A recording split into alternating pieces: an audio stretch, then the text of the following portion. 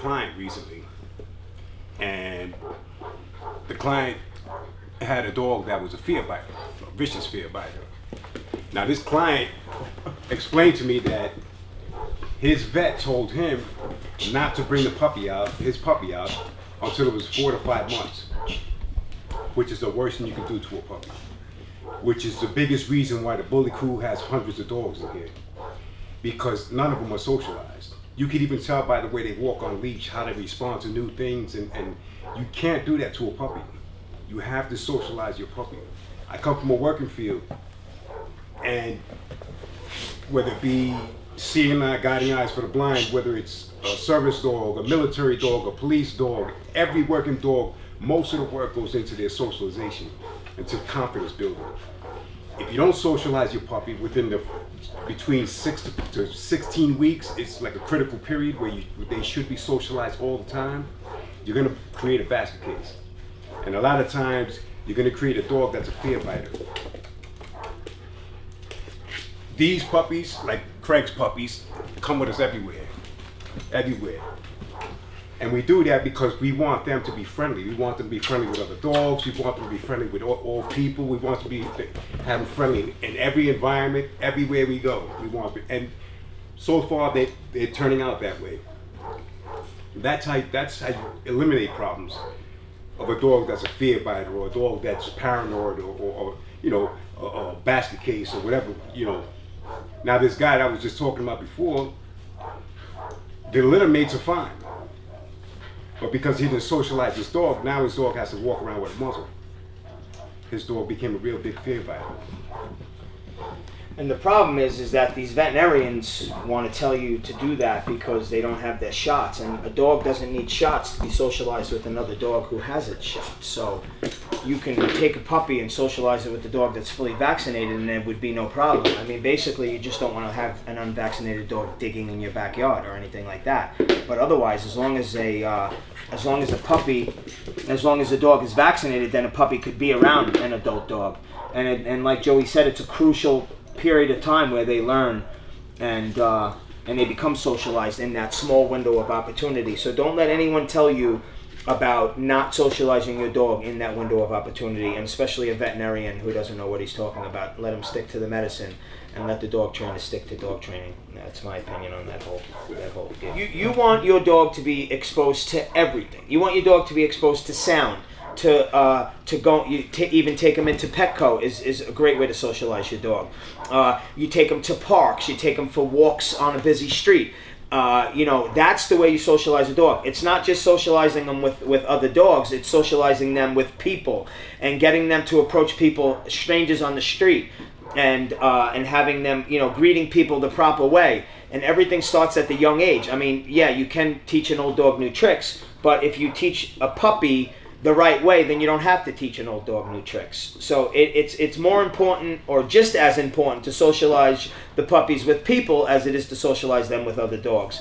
And like I said, Petco is a great spot to go because usually, no one brings a crazy dog to Petco. So you can take your puppy and socialize them with people and other, animals at Petco. So it's not just socializing them with other dogs, it's also socializing them with people, and sounds and loud noises and booms and cars going by and bicycles and skateboards, and you expose them to all that stuff as a puppy, and they'll be used to it when they're an adult. But if they've never been around a bicycle and all of a sudden they see a bicycle, they're going to be like, well, what the hell is that? Why? Because they have no experience with being around a bicycle. So it's important that you expose your dog to all of these scenarios that we're speaking about, not just just puppies, not just socializing them with other animals. And one of the good things about socializing your puppy too is, not all dogs are built the same.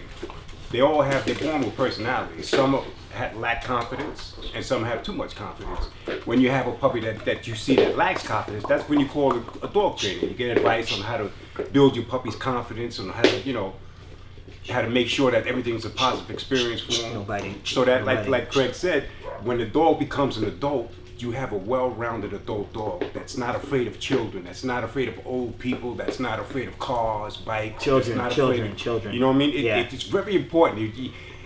Children is one of the most important because children have the swinging of the arms, the running, the squeaky voice. And if you don't get your dog used to that, then you're going to have a problem. So exposing them to kids is super important as well. As much as you can, and it goes to what I always say. If you put the work in now, it's easier to avoid serious issues than it is to fix them. So if you work hard on building your puppy's confidence, on socializing him, which, you know, like just bringing him around different environments, whether it's loud, whether it's quiet, whether it's, you know, busy, whether it's not busy, you know, you get a good feeling of what your dog is going to be like. And like I said, you could, you know, the worst thing you can do though is, and I tell everybody this, don't ever coddle a puppy that's afraid. Because that's the first stage of teaching your puppy that it's okay to be afraid. And you don't want to do that. A lot of people do that, and that's a really, really bad thing to do. The right way to do it is just act nonchalant and just walk away with the puppy or jolly him. Make a funny sound, get his mind off of it so he's not dwelling on whatever it is that spooked him. But don't ever coddle him, because what you're really telling that puppy is you like that behavior. You love him to be afraid. And not for nothing, but a lot of women do that. A lot of women do it because they're nurturers. And that's why you see like a lot of these small dogs like Chihuahuas and Yorkies. I've been bit so many times by those small dogs, it's unbelievable. And that's because people coddle them too much. You know what I mean? They're not children, they're dogs. So one more thing I want to touch on is a lot of people comment about my dogs in the truck, and at some point all of my dogs were car sick. You know, they did get car sick, and the way you get over that is by keep taking them in the car. And I know, like, oh, they throw up in the car, and you don't want to deal with that, but that is the only way to get them to stop.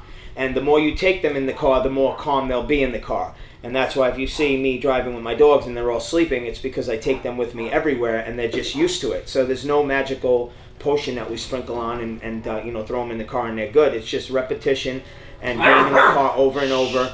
And most of the time, before I take them in the car, they're exercised before they even get in the car. So they're tired, and then they get in the car, and just like a little baby will go to sleep in the car, so will they if they're used to it. And they don't get car sick. And the only way to get them to not be car sick is by just keep taking them in the car. And like I said, they might throw up 2, 3, 4 times, but the 5th and the 6th time might be the last. So a lot of people ask me that, so I wanted to address that as well. So in a huge way, if people really knew that, if people knew the importance of socializing puppies, I bet you anything we wouldn't have so many dogs here. What happens is once they become adults and they're strong and they start lunging at people, charging at people, and chasing your family members out of your house, that's because you didn't socialize them as puppies.